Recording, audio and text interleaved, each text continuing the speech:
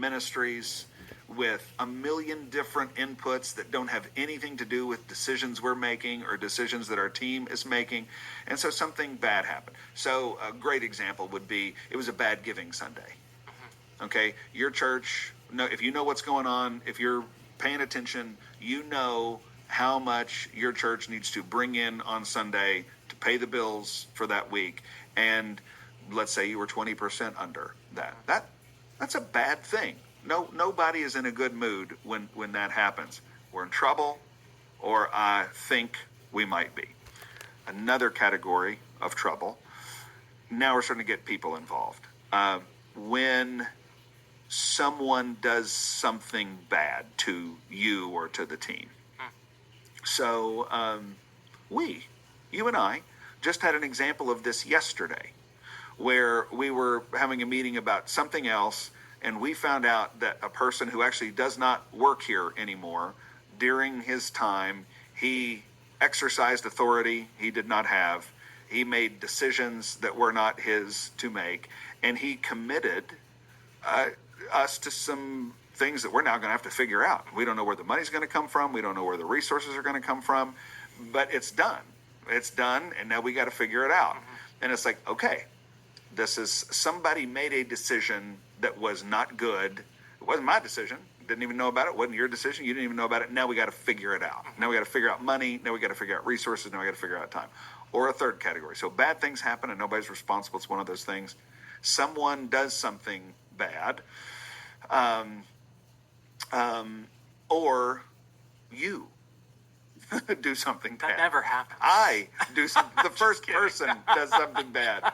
So in other words, it's not somebody doing something bad to you. Yeah. It's you made a decision that was wrong and was hurtful. So let's say I've done this before. I told this story on a blog here recently, where I corrected someone, and I did it too harshly. I did the right thing. The person needed a correction, but I did it the wrong way. I did it too harshly. So those are three examples. I think all of us understand those issues. Something bad happened. I did something bad to you, or you did something bad to me or to the team. I think the way we solve that problem is Ephesians 4:15. The rule in Ephesians 4:15 is speaking the truth in love. We grow up in every way into him who is the head, into Christ. So those two things, the truth is the content, the love is the manner of our behavior, and we never are allowed to do one without the other. We're never allowed to be the syrupy, sappy person who's just loving and we don't care what's true.